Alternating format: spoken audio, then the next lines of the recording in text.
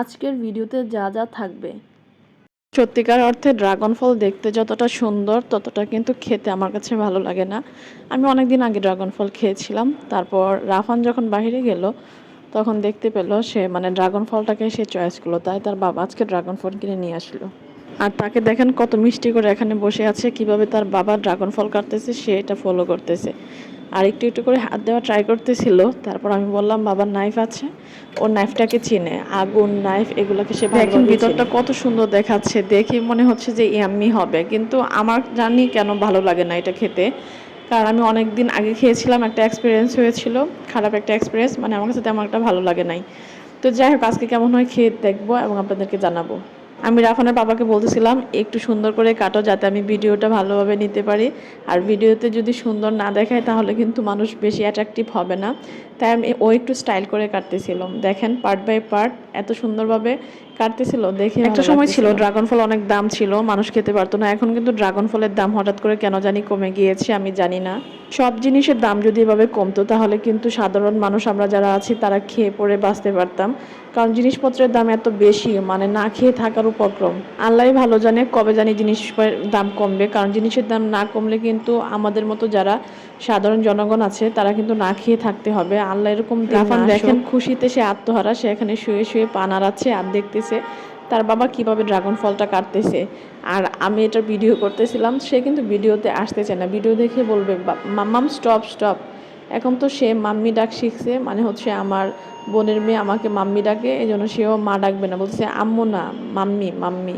সবাই আমার বাচ্চাটার জন্য দোয়া করবেন, কারণ হচ্ছে আমার বাচ্চাটা ইদানিং অনেক অসুস্থ ছিল। যাই হোক, আল্লাহর রহমতে ভালো আছে এখন, সবাই একটু দোয়া করবেন। অনেকে আমাকে প্রশ্ন করে, আপু অ্যাক্টিভ মেম্বার কারা, কিভাবে বুঝবো, বা আমার পেজে কিভাবে অ্যাক্টিভ মেম্বার আসবে।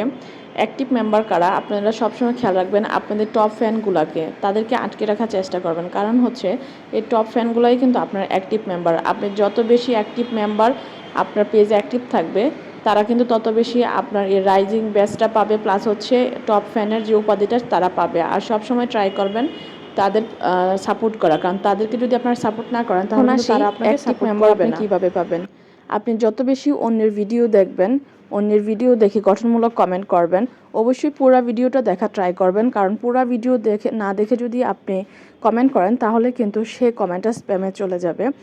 আপনি যদি মনে করেন কেউ একজন রান্নার ভিডিও দিল, মাছ রান্নার, আপনি যদি সেখানে গিয়ে বললেন আপনার যে ভিডিওটা আপনার মাংস রান্নার ভিডিওটা ভালো হয়েছে, ঠিক আছে, ওই রকম ভুলভাল যদি আপনি কমেন্ট করেন তাহলে কিন্তু কখনোই আপনার পেজের অ্যাক্টিভ মেম্বার পাবেন না, বা এটা ফেসবুক স্প্যাম ধরবে।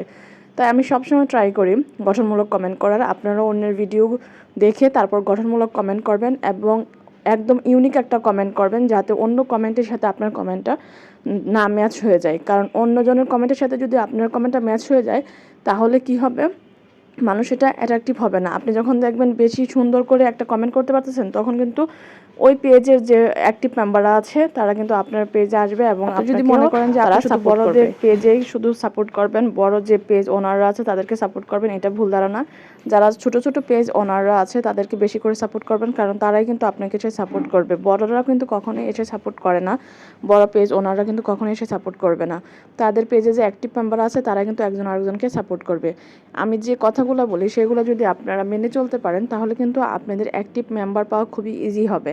তারপর হচ্ছে আপনার পেজে যারা এসে কমেন্ট করে তাদেরকে দ্রুত রিপ্লাই দেওয়ার চেষ্টা করবেন। আপনি যত বেশি রিপ্লাই দিবেন তত বেশি কিন্তু এনগেজ হবে, আর এনগেজ যত বেশি হবে তত কিন্তু ফেসবুক আপনার ভিডিওটাকে সাজেস্টেড ফর ইউতে নিয়ে যাবে, হচ্ছে রাইজিং ক্রিয়েটর যে ব্যাচটা আছে সেটা আপনি তত তাড়াতাড়ি পেয়ে যাবেন। একটা কথা সবসময় মনে রাখবেন, আপনি যত বেশি ফেসবুকে অ্যাক্টিভ থাকবেন তত বেশি কিন্তু আপনার ভিডিও এখানে দেখেন তিনটা কথা খুব স্পষ্টভাবে লেখা আছে, এটা হচ্ছে find comment on your post, হচ্ছে আপনার পোস্টে যে কমেন্টগুলো আসবে সেগুলো দেখে দেখে আপনি কী করবেন, ওদেরকে রেসপন্স করবেন, কনভারসেশন অ্যান্ড হচ্ছে রেসপন্ড টু দোজ, ঠিক আছে। যে কমেন্টগুলো আসবে সেই কমেন্টগুলোকে যদি আপনি ধরে ধরে রিপ্লাই দিতে পারেন এবং রিয়াক্ট দিতে পারেন তাহলে কিন্তু এই একটা অপশন আপনার পূরণ হয়ে গেল। 2 নাম্বার হচ্ছে contribute to the creators content with relevant comment, কি আমি একটু আগে যেটা বলছিলাম যে আপনাকে রিলেভেন্ট কমেন্ট করতে হবে। আপনি যদি রিলেভেন্ট কমেন্ট করতে না পারেন তাহলে কিন্তু এটা ফিল আপ হবে না। তারপর হচ্ছে learn about your audience, ask a question or create a poll to spark discussion. মানে হচ্ছে পোল ক্রিয়েট করতে বলতেছে। আপনি যদি একটা ভিডিওর সাথে পোল ক্রিয়েট করে দিতে পারেন, এটা নিয়ে আমি বিস্তারিত একটা ভিডিওতে বলে দিব, সমস্যা নেই। আশা করি আপনারা যদি এই 3টা অপশন পূরণ করতে পারেন তাহলে কিন্তু আপনার ভিডিও ফলোতে যাবে।